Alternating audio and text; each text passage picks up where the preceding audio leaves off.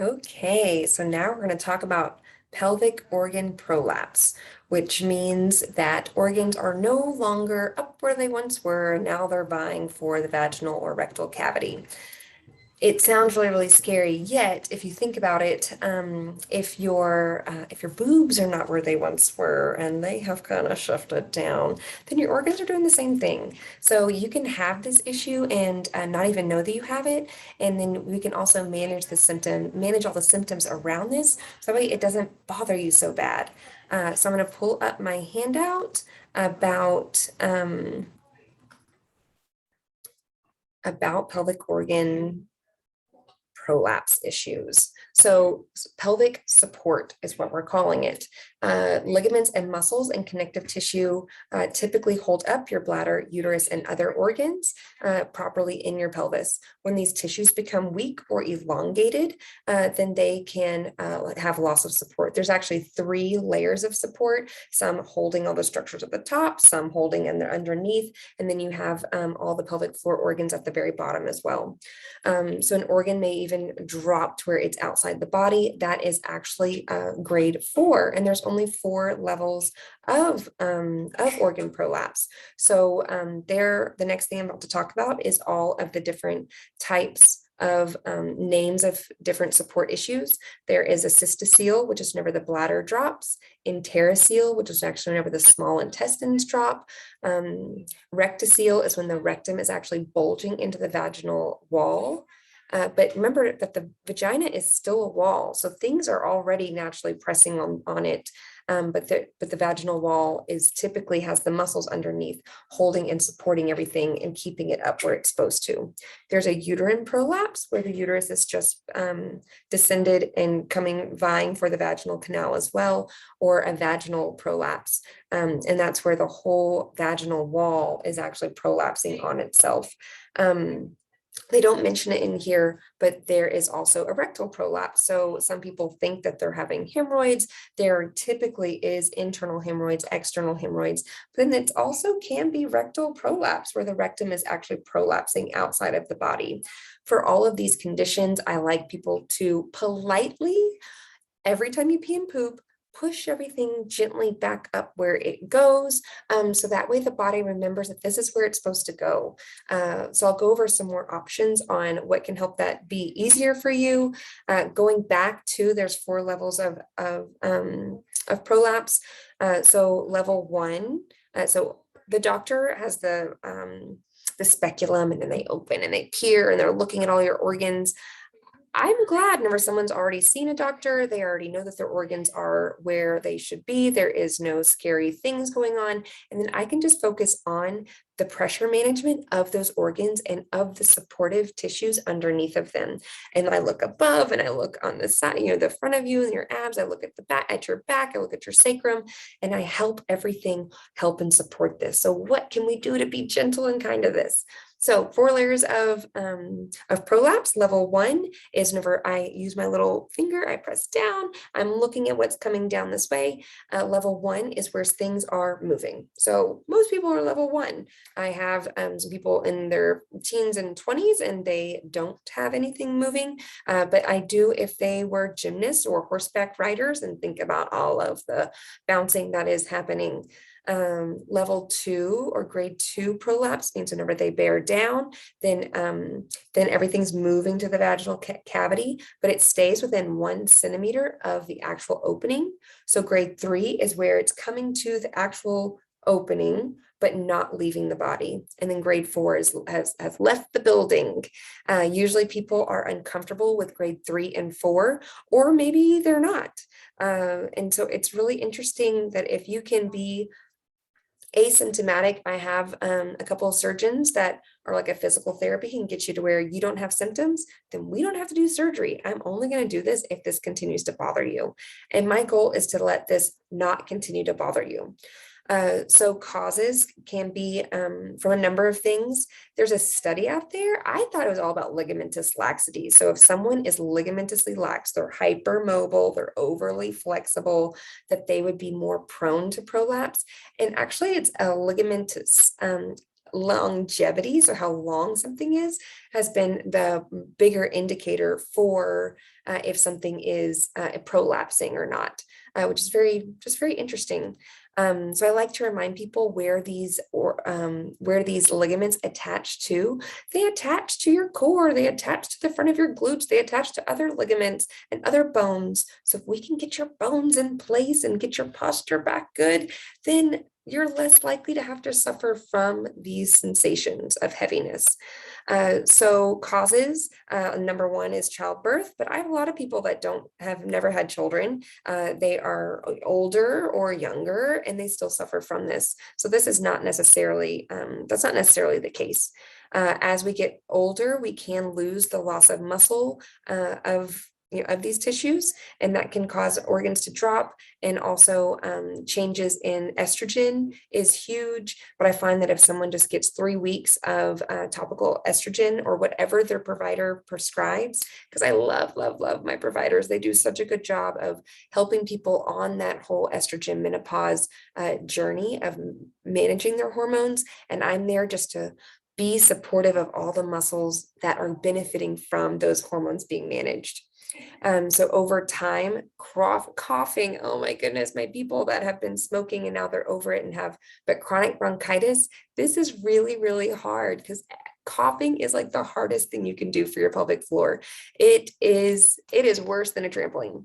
So jumping on a trampoline. So someone who's also done heavy lifting or a lot of straining. So someone that has IBS-C and they've been just constipated their whole life, or even having obesity, just increased weight. So these organs and these ligaments are having to hold up a lot of stuff as it can cause the organs to drop. So getting diagnosis, you can be diagnosed by your OB or a urologist or a gastrologist. They typically do a vaginal and or rectal exam to do this. The gold standard, which most people don't do, is actually in standing. And most people don't do it because it's weird. Like you are naked from the bottom down and I'm down there and I'm checking things and I'm moving things around internally and peering up and looking. So you can imagine that it is weird, but it is legit. And I have people, if this is something you really want to be like correctly graded on, which I don't care to grade people, but if someone wants to be correctly graded, I'm like, come at the end of the day, and we're gonna do it standing. But my goal is to find the things that cause that pressure to be worse and what can make it better. Okay, so it's worse when you hold your breath. Well, let's practice breathing. Most people, when they hold their breath, they swallow that beach ball, and then that beach ball pushes all their organs down. And so if we can best manage that beach ball, then they will benefit from all of this. So what can we do to help them manage their pressures better? So symptoms. So most people that suffer from prolapse, they may experience urine leakage. Some people actually don't experience urine leakage and not until it gets corrected. So their bladder has fallen in such a way that the urethra is kinked. Then they get their bladder lifted back up, then the urethra has a straight shot, and then they won't stop peeing themselves. But then the answer still is pelvic floor physical therapy. What can we do to strengthen up these muscles to help hold everything up? And then they benefit as well. So if you are staining your underwear with feces, then that may mean that you may have a prolapse and things are sliding out or not in the proper positioning. And I address that personally with each person too. Or if you're struggling with actually having the bowel movements, so everything's kind of kinked up and pushed in the wrong direction. So if this is the front of you and this is the back side of you and poop is coming, and instead of going straight out, it's falling forward into the vaginal canal. Poop isn't going to come out of your vagina, but it can rest in the posterior aspect of the vagina. And I'll go over what to do if this is something you suffer from. But most people that suffer from this have to double poop. And so they sit there and they poop, they think they get it all, they stand up, they walk around, and then 20 or 30 minutes later, they have to poop again because things that were too far forward are now directly over the anus, and then they can empty again. So someone who's getting constant bladder infections or UTIs is huge. The bladder, as we age, it just kind of has a lot more flexibility. Things are a little more shifty. And so there can be little, I don't know, like pockets, it seems. I really like to increase someone's ability to change positions whenever they're toileting. So we'll talk about toileting positioning as well. They may even have an increased ache in their lower abdomen or their low back. But I usually can rule that out with a little bit of SI, sacroiliopelvic pelvic positioning, and seeing if that can help as well. So a feeling of heaviness or fullness can also be a symptom. Sometimes whenever someone says they feel heaviness or fullness, it's actually like a neuralgia, like there's just nerve irritation. So completely, they don't even, like, I'll ask them to bear down, like what's going to happen, and then nothing's happening. And so that says to me that there is brain smudging. And so it feels kind of heavy down there, but it's actually that nerve is irritated and it doesn't know what else to do than say, help, something's going on. So if you actually have something protruding out of your vagina, that is prolapse. The feeling to need to support your perineum whenever you're peeing or pooping is also another positive indicator that you may be suffering from prolapse. It says painful sexual intercourse. I treat this all day long, and I do not see that that people have that sensation. They may have painful sexual intercourse for other reasons, but it's not because everything's vying for the vaginal cavity. If organs are actually out in the open, even just grade 3, so the vagina is a little open and something's just sitting right there, it can increase discharge, it can increase bleeding, because those tissues were not supposed to feel air, and they may be producing some more mucus to protect themselves. Many people feeling pressure immediately after childbirth, you just pushed a whole human out of you. Some people, this goes away or may return later whenever they're older. A prolapsed organ cannot repair itself, yet you can decrease the demand at the pelvic floor, manage your pressures, and hopefully make this asymptomatic. I like to call it like a ship in a harbor. So you take the big boat, you wrap that boat up on either side, it's nice and secure, it's right where it should be. And then if that boat starts to dip because the ropes keep getting longer and laxer, that the organ's slipping. But if you have water under the boat helping and supporting it and not having wind gales push it down, then even though those ligaments are a little bit longer, then hopefully everything won't be so symptomatic and annoying and uncomfortable. So treatment does depend on each person. I don't have a cookie cutter approach. I just give a lot of information and let people do what they want. I have some people that come to see me specifically so that they can benefit from the surgery. I love seeing that, just like pre-op for your knee. I mean, you would do prehab for making sure that your hips and your posture are great before a hip or knee surgery. Why wouldn't you do that for these organs as well? And then I usually see them a little bit afterward. And then the people that saw me beforehand are rocking it afterwards because they know exactly what to do. They know their cues. They know exactly what they best benefit from when they're exercising, when they're living their life. A lot of people, they have to breathe out on the lifting of something, like even just getting themselves out of the chair. So just managing your pressures. So some people are encouraged to lose weight, diet, medicine, soften the stools. That way you're not having to weight bear. You can also do pelvic floor exercises to strengthen up your pelvic muscles. I do have people do Kegels just so they can be aware of what that sensation feels like, but that's not the brunt of their exercises. That's not the crux of it. I like to remember this second bullet to decrease the demand at the pelvic floor, but by increasing the muscles around it. Increasing the muscles around it. So the whole system.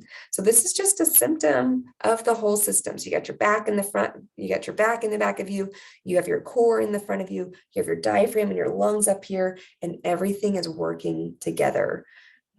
So some cases require a special support device that's called a pessary. I have 2 different types right here. So this is an example of a pessary. It would be bent up into the vagina, and then it opens up, and then it would just set right here. So it's kind of helping the bladder not butt up against this space or the rectum to leave this space. This particular one would let a uterus just slide right out. They usually do have, so a lot of them do have like a support right here and little holes. That way, vaginal discharge can leave. So this is one kind. There's a whole bunch of different kinds. If you Google it, you'll be impressed. Some people don't want to get that. They are like $300 out of pocket. Insurance does typically pay for them, but they are fitted. This is only one kind. The kind that I see most often have like a lip here, and that's to help support the rectum from coming down. It does spin though, and you do have to remove them before sex. So that's something interesting. This is a temporary kind. It's called Revive. It's on Amazon for $30. You would pop this up. It would sit. So you'd pop this up through the vagina, and then it sits. And then this string stays out. It comes with 30 strings. I had a lady who only wanted to buy one of these and just keep reusing it, which is just fine. But she got a whole bunch of new strings. So they get gross. This reminds me of the Nuva ring for birth control. I have used, not these, but I have used these in the past. I felt like they were really helpful whenever I was exercising or had a long day with kids at the zoo or something, of just helping everything stay supported, like a sports bra. Like, well, I'm going to put on a sports bra. Why wouldn't I put on something to help support my organs as well? So I really liked that. So this is a reusable bladder support, and this is a pessary that you would get fitted for from your OB. And if they don't do it, then they would know someone who does it. They don't typically like to do them because I'm sure they don't get reimbursed very much. So some cases surgery is indicated. I still love to see people and find out what's their thing that is making their organs kind of descend. So in the standing position, I'll rest my finger, and I've got this one lady, and she doesn't descend her organs at all anymore, except when she laughs. So we are really trying to work on precipitating movement and activity with with things that we're doing, kind of like you would for a runner. So that way, every time she coughs and every time she laughs, then everything is like, oh, we know what to do. So that's been really fun, rehabbing her and getting her through the whole case. And then now all we're doing is laughing, because laughing is so fun.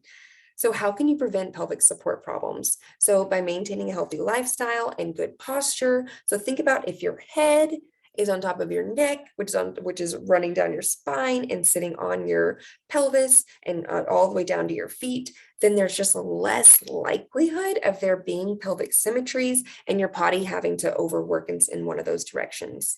So you can continue to do pelvic floor exercises or just plain exercise after you have a baby.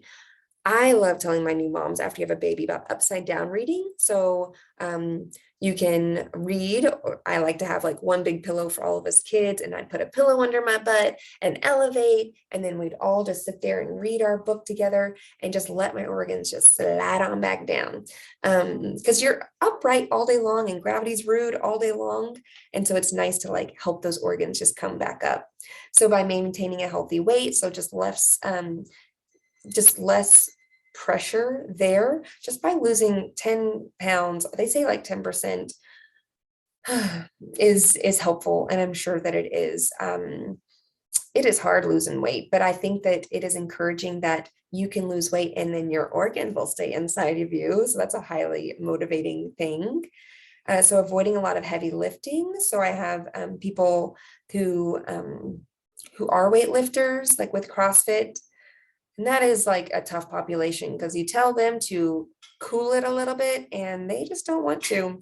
But I do find that if they do back it off to a weight that their pelvic floor can handle and then strengthen, so that way their pelvic floor can come to the party, then everything benefits. but it's frustrating and it's slower than they want for sure, because you have to breathe differently whenever you lift.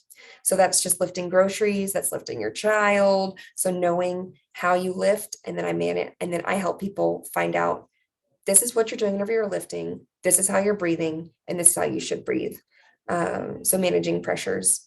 So breathing properly. So on an easy end of things, if you're going to do a difficult activity, picking up your toddler, picking up that heavy infant carrier, then breathing in.